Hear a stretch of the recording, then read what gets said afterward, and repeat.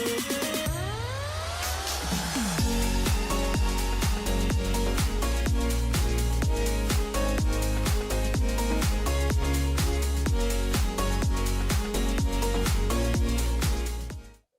guys, and welcome to the channel. If you haven't already, please make sure that you like, comment, share, and subscribe to the vids. Thank you very much. Okay, a little bit different today, as you can tell.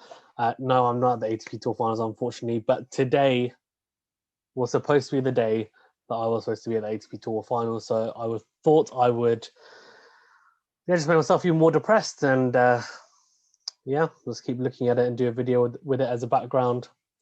Also, it's fitting. I'm feeling a little bit under the weather, so if I sound a bit croaky as well, please forgive me for my croakiness. Okay, let's go straight into it. So ATP Tour Finals, day 4, 2 matches to get through. The group that consists of Djokovic, Medvedev, and also Schwartzman and Zverev. So I want to go through the Eve game first, though, which was Djokovic versus Medvedev, because that was for a place in the semi-finals. Whoever won this match would top the group and they'd automatically get through and qualify to the semi-finals. So really exciting matchup. Djokovic, as we know, 17 Grand Slam winner, also won this event 5 times. Medvedev, the form player to a degree, won the Paris Masters only a week and a bit ago, and both, of course, won their first matches. And I think most people were probably backing Djokovic for this one. I was as well, to be fair, but I thought it would be a close game. And I think if anyone was going to beat Djokovic in this group so far, it was going to be Medvedev. And yeah, I mean, it didn't go the way that I thought it would go, for sure, in terms of who would win in the end. Medvedev pulled out a great victory. Let's just dive straight into a little bit of analysis on the game.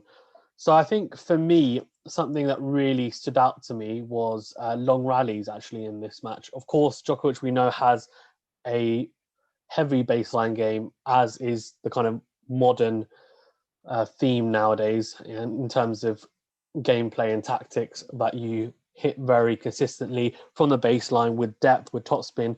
You don't try to necessarily smash the leather or the felt of the ball. And Djokovic is a classic example of someone who is so good at the back of the court. But Medvedev kept up with him, and to a degree, I think maybe he unsettled Djokovic because he did look very uncomfortable in the first set, and it might be to do with, as I've mentioned before, Medvedev being a little bit unorthodox in the way that he hits his shots. He hits his forehand and backhand with less clearance over the net than most players do, and it means that the ball doesn't pop as much. He still puts that topspin on it, and he hits it very deep. And I think sometimes maybe Djokovic wasn't reading it as well as he would maybe another,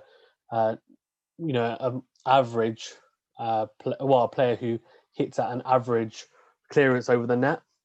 Well, I think that made a massive difference. And in the end, I just think Medvedev played a very good match, and Djokovic was not at his best, for sure. I think Medvedev admitted that after the match. In the first set at 2-1, Medvedev actually had an early breakpoint opportunity, but Djokovic saved it with a lot of pressure out wide to Medvedev's backhand. Djokovic, one thing that I think has really improved is his forehand cross-court, which was very effective in the French Open. Didn't quite manage to utilize it as much today. In the past, his backhand has been, for me, his strength. Historically, as in his backhand down the line is incredible, one of the best, I think, in the game.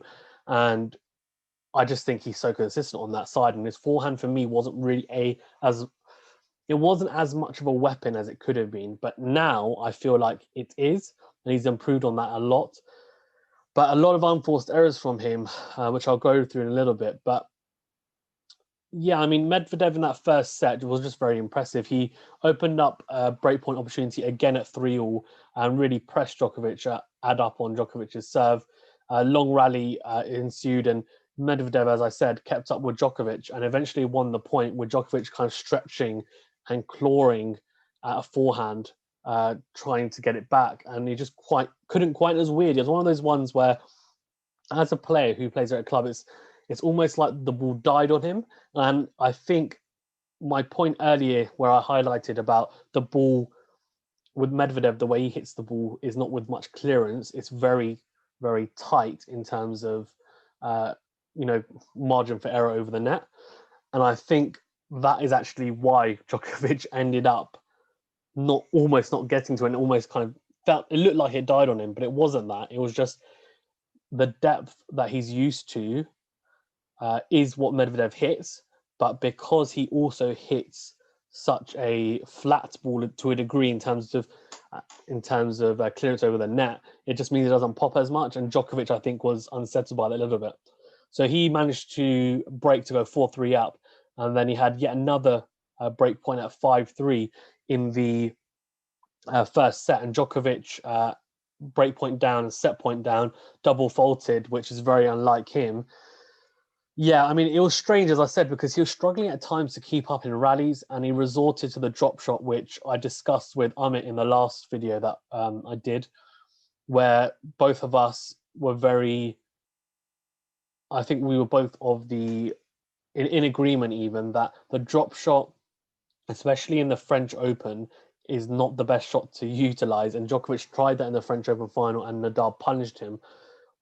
We did say, though, that look, the drop shot can be utilized quite effectively in this tournament because it doesn't pop as much. It's a hard court. You can use it and it can be effective. But again, just like the French Open, it didn't really pay off for him. He tried to use it to a degree, like it was almost like he didn't want the rallies to go on long, basically. He didn't want them to go long, which is weird because as we know, Djokovic is known for being in those grueling long points, and you'd expect as the points get longer, Djokovic has got more chance of winning the point. But in this match, it wasn't the case. It was the case that actually, as the points got longer, Medvedev had a better chance of winning the points, which is very strange to see. And so he was almost trying to hit that drop shot to shorten the points. And it's interesting because Annabelle Croft said after the first set, he looked almost a little bit out of breath. And I don't think it's a fitness thing. It might be just like health thing at the time. I don't know. In the past, he's struggled with some type of breathing problems historically at times. Either way, I mean, he wasn't really complaining about it. And I just think it was more to do with Medvedev just being able to keep up with Djokovic physically and mentally. And it really made a difference in that first set. And just to kind of touch upon how good Medvedev was playing, obviously Djokovic, right, is known for being an incredible returner of the ball. Alongside Rafael Nadal, I would say the two best returners ever, in my opinion, personally. I've mentioned it before. Medvedev was having more than a half of his serves unreturned by Djokovic. So Djokovic was only returning 47% of Medvedev's serves, which is ridiculous, right? If you think about it, for someone who's supposed to be arguably the best returner ever, that's not a good... Well, it's a bit ironic, but it's not a good return for Djokovic. Excuse my bad humor. But yeah, so for one of the best returners to only return 43% of Medvedev's serves, I think it was, is just, really, really surprising to me. And I think Djokovic would have been really disappointed with that, whereas Medvedev actually managed to return 68% of Djokovic's serves, which to me is, it's a lot better, right? You're looking at a much better figure. He's giving himself more chances in games, in return games to break, and that made a massive difference to a degree. And also something that was, for me, pretty alarming was the fact that in that first set, he'd also hit 21 unforced errors, Djokovic, to Medvedev 6 after a set and 1-0 up even, in the second set. And that was a very poignant stat for me, that you don't see Djokovic hitting 20 or more. Well, you don't see him hitting 10 or more normally in a set, 10 or more unforced errors in a set. And the fact that he hit 21 to me just meant, well, it's one or two things. I think one, Medvedev was really unsettling him and he was making it uncomfortable. And for Djokovic, he found it very, very awkward to play against. And two, I think it was just a matter of maybe form on the day. And Djokovic clearly didn't look I think there were some very good points still, but I just don't think he was at the level that he was, for example, against Schwartzman in that first match. And a good point, though, to make is that Medvedev historically has played quite well against Djokovic anyways. I think his record is pretty good against him. So Djokovic, I think, on the whole, does struggle with that style that Medvedev has, which is very unorthodox. So yeah, I just think he, to a degree, is a very tricky player to play against, and he's utilizing the unorthodox way he plays very well at the moment. And to kind of carry on that theme, so Medvedev actually had another break point, and in that second set, and Djokovic dragged a forehand wide off Medvedev's return, and Medvedev went 2-0 up. And Djokovic had a chance to claw back the set, kind of, had a chance to claw it back at 2-0 down and 40-30 up on Medvedev's serve, but he resorted to a drop shot halfway through the rally, which, as I said, was a little bit of a theme from Djokovic in this match. And Medvedev got to it very, very easily and put it away very comfortably. There was a stat actually halfway through. So just to, I guess, consolidate my point about baseline points and how, as the points for me got longer, Medvedev looked more comfortable, is that Medvedev actually won 32 baseline points in the match compared to 18 from Djokovic. So hitting from the baseline, as I said, is the foundation of Djokovic's game on the whole, right? And it's weird because this match was similar to what Thiem did to Nadal the day before, in that Medvedev was beating Djokovic at his own game. And in this way, it was almost more comprehensive because Nadal, I think, lost it. Well, he did lose in two tie breaks, which could have gone either way, a bit of a lottery. Djokovic was kind of comprehensively beaten in this match. Yes, there were tight spots and some very good points and rallies, but on the whole, Medvedev made it look quite easy. And obviously, it's not to beat Djokovic, who is so good on this surface, number one, and two, he is the number one in the world. So he is the one to beat. I mean, what a performance from Medvedev, and it's really interesting to see. I think him and Thiem obviously are pushing the two biggest stars, I guess, of this tournament in Nadal and Djokovic, and they've now put them both in a position where they need to win their next games to qualify for their semi-finals, which is, I think, a testament to how well both of them have been playing. Really interested to see how they both do in the semi-finals as well. I think they'll both fancy it. Thiem was my pick before, and I'm happy to stick with that. But I think Medvedev is definitely up there. Interesting to see whether Djokovic and Nadal go through. I'll touch upon that at the end of this video as well, because before we go on to that, I want to touch upon Zverev versus Schwartzman, which was, after both of them losing their first matches, it was to save themselves from early elimination and give themselves a chance to make the semi-final still. At the start of the match, it was unforced errors being the most common theme from both players, to be honest with you. And I think both of them just they're really looking to settle into a rhythm, and they were struggling too early doors. They traded a couple of breaks, and eventually Schwartzman broke... Zverev. Zverev broke Schwartzman and ended up winning that set 6-3 in the end. I think for me, the quality not as high as the Djokovic-Medvedev match for sure. I think Zverev looked more solid to a degree in that first set especially, and his serving, yes, he served a few double faults, but not as many in that first match, and he just looked a little bit more settled, and I think he will be slightly more happy with that performance. Schwartzman broke Zverev actually in the second set, 5-4 up in the second, and took it to a decider. So pretty nip and tuck first two sets there. And as I said, a few unforced errors, but a few very good points as well. Longer rallies. Schwartzman is so good around the court in terms of his ability his movement. And to be honest with you, as is Zverev, for someone who is as tall as he is, he moves so well around the court. And that's something that obviously he's worked on the last couple of years. And for someone his height and size, he moves extremely well. His movement's very good. I think for him, it's more a case of the mental side of the game, which he is definitely, I think, from what I know, trying to improve on to make sure that he can make that next step after especially losing the US Open final in a very tight match to Dominic Thiem. He will be looking next year to push on. So, as I said, breakpoint opportunities were a theme of this match. So there were quite a few breaks traded and also some breakpoints saved. Zverev, though, was too strong in the third set, and he took it 6-3 and ended up wrapping it up 6-3, 4-6, 6-3. And yeah, I just think there were a lot less unforced errors from him, which I think he'll be very pleased with. And I think on the whole, he played a more solid game.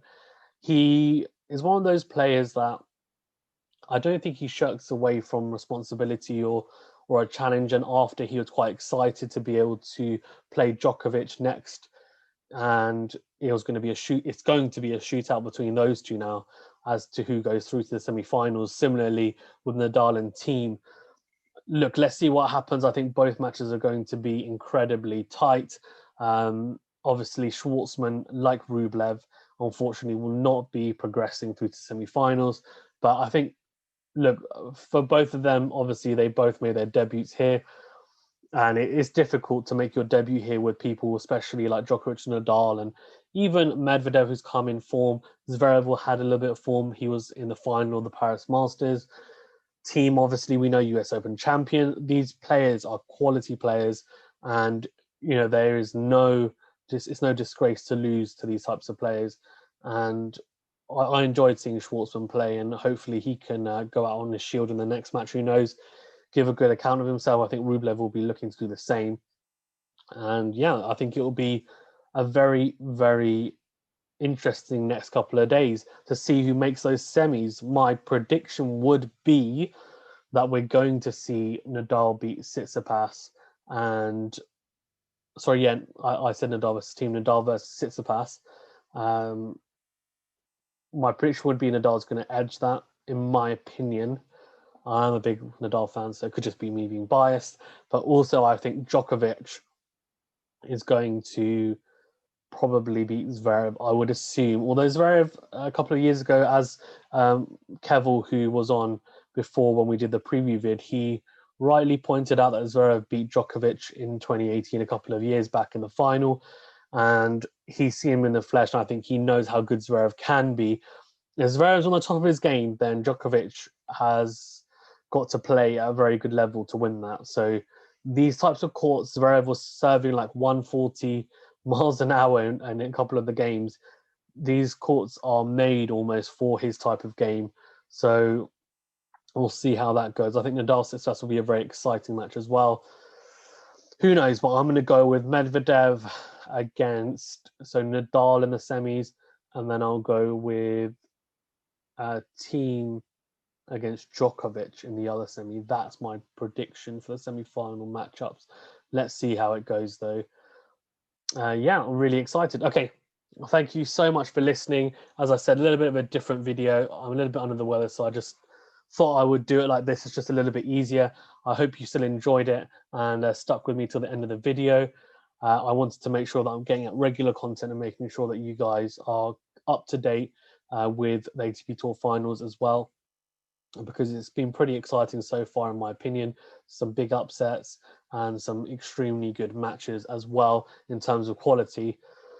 Okay, if you haven't already, please make sure you like, comment, subscribe, and share the vids. Thank you so much. And I really greatly appreciate your guys' support. Getting to 100 subs has been, for me, I was just so happy to get to that landmark. So thank you so much. Couldn't do it, obviously, without you guys. Yeah, and stay safe and stay well. And I'll see you on the next video. Thank you.